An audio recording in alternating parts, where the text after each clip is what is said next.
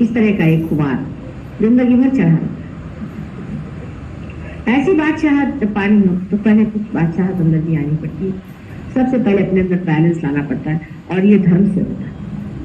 धर्म का मतलब कभी भी हिंदू मुसलमान से मेरा नहीं होना है, आप समझ सकते हैं इस चीज को। कभी भी मैं इस तरह के बाह्य छोटे छोटे घरौंदों में विश्वास नहीं करती, नहीं मैं घुरावों को विश्वास करती हूँ जो बिल्कुल ही मनुष्य बनाए हुए बिल्कुल ही बेकार की होती। इन सब चीजों को तोड़ फोड़ करके ही सहयोग बन पाए। लेकिन धर्म का मतलब यह है कि हमारे अंदर जो सस्टेनेंस पावर है, हमारे जो अंदर जो बसी हुई इमेज धर्म है, हमारे एक एक अंग प्रत्यंग में जो बनाया गया है, उसको जागरूक करना चाहिए।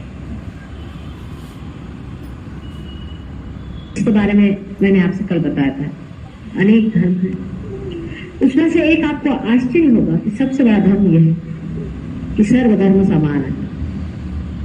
गांधी जी ने कहा था सर्वधर्म समान नहीं, उसका तत्व एक है, समझ लेना। पेड़ के अंदर बहने वाली शक्ति हर जगह जाती है, मूल में जाती है, उसके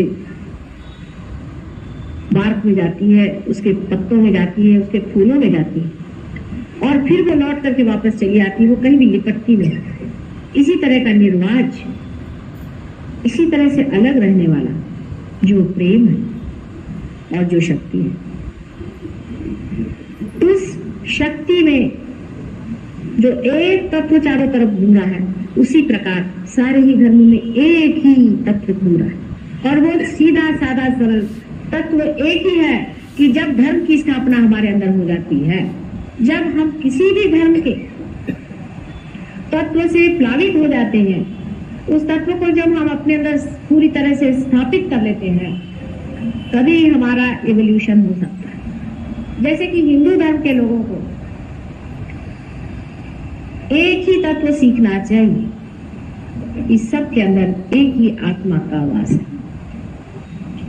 और जाति पाति आदि चीजें ये जन्म से नहीं होती, ये कर्म से होती। यही तत्व हिंदू धर्म का है, और इसमें दूसरा कोई सा भी तत्व नहीं खोजना है।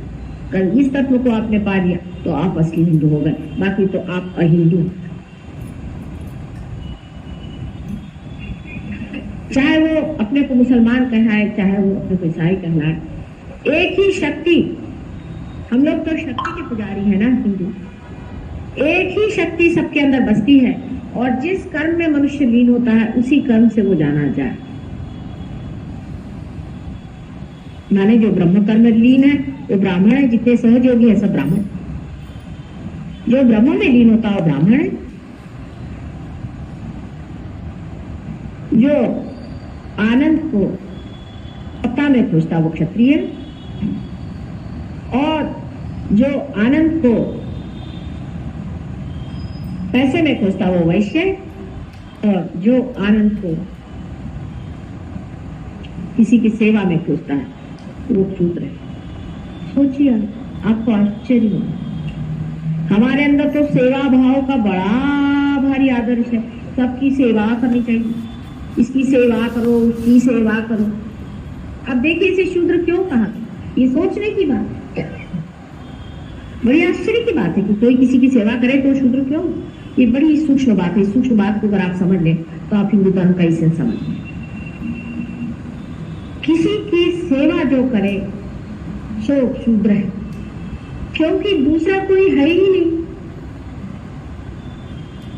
अगर हम आपको ठीक करते हैं, आपकी मालिश करते हैं, आपका सर ठीक करते हैं, तो हम अपने को ठीक कर रहे हैं असल, क्योंकि हमारा ही सर पकड़ा हुआ है, आपका पकड़ा है। हमारे यहाँ अंग प्रत्यंग है, तो हम अगर इसे ठीक नहीं करेंगे हमारे अंग प्रत्यंग को, तो हमें ही तकलीफ होती।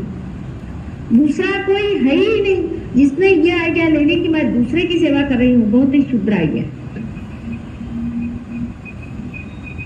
जिसने ये सोच लिया कि मैंने बड़े भारी अनाथालय बना लिए, मैं जाता हूँ गरीबों की सेवा करता हूँ। कौन है गरीब? आपने गरीब। मुझे गरीब इसलिए कहती है कि ये मेरा ही पार्ट एंड पार्सल है। कोई इंसान संसार में गरीब है तो वो मेरे लिए थ्रेट है, मैं ही गरीब हूँ। इतनी बड़ी उच्च कल्पना, तो जब आप निम्न दिशा में देखते हैं, इसीलिए ऐसे आदमी को शूद्र, इसीलिए ऐसे कोई भी बादशाह नहीं कहता कि मैं किसी की सेवा करता। वो दे सकता, उससे बहता है, वो सेवा नहीं करता। सेवा में एक बड़ा सूक्ष्म मूर्खतापूर्ण एक अहंकार।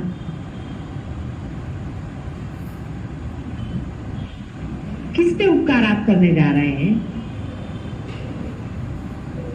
ये सब आपके अंग प्रत्यंग शरीर में है। और इसीलिए सहयोग में जब आप कलेक्टिव कॉन्शियसनेस में आ जाते हैं तो आपको आश्चर्य होता है कि किसी की विशुद्धि चक्र में पकड़ है, अगर कोई बीमार है तो आपका भी पकड़ रहा है। आप कहते माँ इसका विशुद्धि पकड़ रहा है, जल्दी छुड़ाओ, क्योंकि आपसे रहा नहीं जाता है, वो आपका अंग प्रत्यंग बन जाता है। और आप कहते नहीं माँ देखो इसका पकड़ रहा है, मतलब ये कि आपका खुद पकड़ रहा है। देखिए आप कितने एकाकार हो जाते हैं। ये सिर्फ लेक्चर की बात नहीं होती कि हाँ सब धर्म एक है, हिंदू मुसलमान पारसी ईसाई सिख सब एक है, ये कहने की बात नहीं, वो होता ही है। कोई भी आदमी आपके सामने आप कहेंगे माँ देखिए इसका ये पकड़ रहा है, और आपकी उंगली में पकड़ रहा है, पकड़ आपकी उंगली रही है, आप कह रहे इसका पकड़। जैसे आपने अपनी उंगली ठीक कर ली, वो भी ठीक होगी, आप भी ठीक होगी। ये बड़ी सूक्ष्म से सूक्ष्म बात। इसकी सूक्ष्मता को वही पकड़ सकता है जिसमें सूक्ष्म बुद्धि है। इसलिए जो आदमी ऐसा कहता है कि मैं बड़ा संसार में उपकार करता हूँ और मैं बड़ी मिठाइयाँ बांटता हूँ और मैंने लंगर खोल रखे हैं, वो महामूर्ख और शूद्र है। किसी में भी उपकार करने का मनुष्य को कोई अधिकार नहीं। उपकार तो एक ही करता है परमात्मा, और वो भी अपने ही ऊपर उपकार कर रहा है, किसी दूसरे पे नहीं। जब वो अपने से नाराज हो जाता है तो तहस नहस कर देता है, जब अपने से प्रसन्न होता है तो सब ठीक ठाक कर देता है, और जब किसी पे उपकार करना होता है तो वो सारे संसार को बांट देता है। क्योंकि संसार भी परमात्मा ही, विराट के अंग प्रत्यंग में सारा संसार है।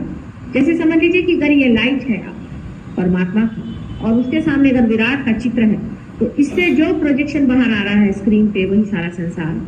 अब अगर इस विराट में कोई तकलीफ है तो वहां भी दिखाई देगी, अगर वहां कोई तकलीफ है तो वो यहाँ दिखाई दी। उसको ठीक किए बगैर विराट ठीक नहीं होने वाले, उनकी तबीयत नहीं ठीक होने वाली, ना उन्हें आराम मिलने वाला। ये मैं आपसे सच कह, आपको आश्चर्य होगा।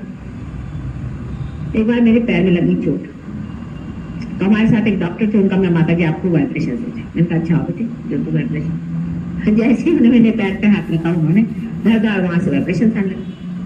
मतलब जब कभी चोट लग जाती है तो वहां से डबल वाइब्रेशन आता, जब मैं थक जाती हूँ तो वैसे ट्रिपल वाइब्रेशन।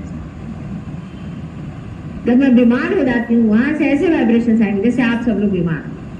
समझ लीजिए बहुत से लोग दिल्ली शहर में बीमार है फ्लू से, तो मुझे भी फ्लू हो जाएगा, और उसमें से जो वाइब्रेशन निकलेंगे उस वक्त वो आपके फ्लू को ठीक करेंगे, और जब वो निकल जाएंगे तो मैं भी ठीक हो जाऊंगा। क्या अजीब सी चीज है ऐसी चीज, यही होता है।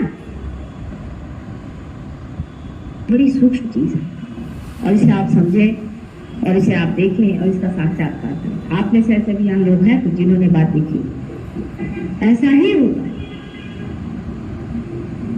जैसे कि समझ लीजिए कोई एंटीबॉडीज अंदर में तैयार होती हैं और वो बहने लग जाती